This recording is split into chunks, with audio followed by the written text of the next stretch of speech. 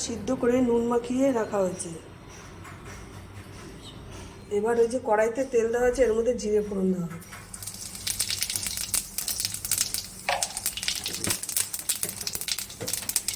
তেজপাতা, জিরে তেজপাতা ফোড়ন দেওয়া হলো। এবার এর মধ্যে আলুটা দেওয়া হবে।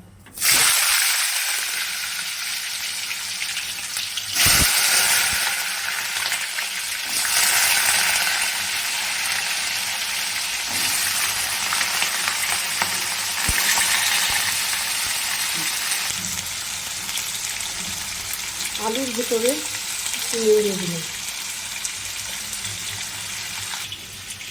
মোচাটার ভেতরে আদা বাটা, হলুদ গুঁড়ো, জিরার গুঁড়ো, ধনের গুঁড়ো, লঙ্কার গুঁড়ো, চিংড়ি মাছ দিয়ে ভালোভাবে মাখিয়ে রাখা হয়েছে।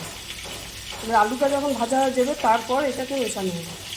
আলুটা ভাজা হয়ে গেছে, তার মধ্যে মোচাটা দিয়ে দেওয়া হয়েছে। মোচাটাকে ভালোভাবে কষানো হবে।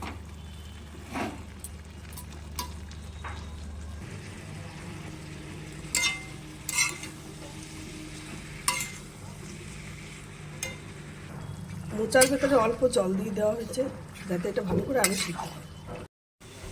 মোচাটা আমার হয়ে গেছে, এবার মোচাটা আমি নামিয়ে দেবো।